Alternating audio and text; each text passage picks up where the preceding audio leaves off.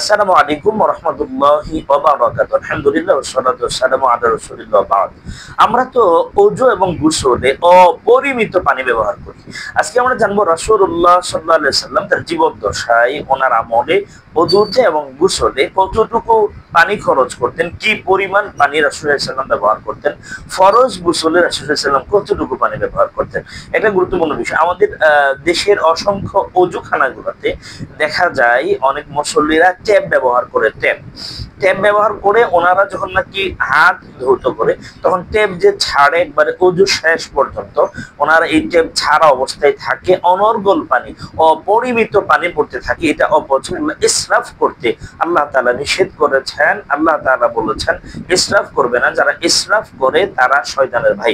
এটা আল্লাহ তাআলা কোরআনে বলছেন। এটা সর্বাবস্থায় ওযু করা অবস্থায় মানুষের গুনাহ ঝরে পড়ে, মানুষের সাগায়ের এবং কাবায়ের সব গুনাহ ক্ষমা হয় যদি তাও ইস্তিগফার করতে থাকে।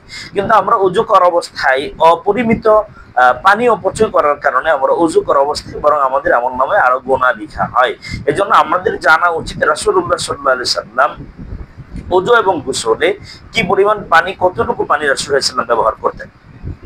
পানির অপচয় না করে ওযু ও গোসলে পরিমাণ মতো পানি খরচ করা এটা সুন্নাহ।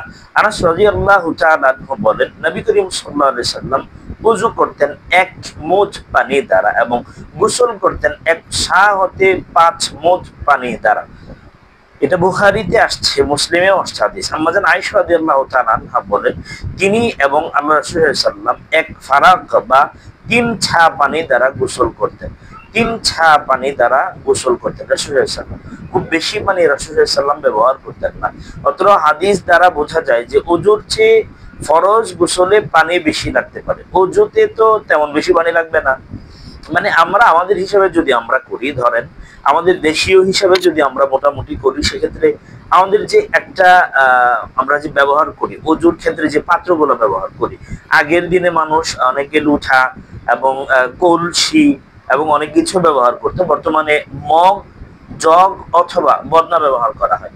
মগ, জগ অথবা বদনা ব্যবহার করা হয়, প্লাস্টিকের হোক অথবা স্টিলের হোক, যাই হোক না কেন। তো সেখানে দেখা গেল 1-1.5 লিটার বা 2 লিটার পানি তো অবশ্যই থাকে।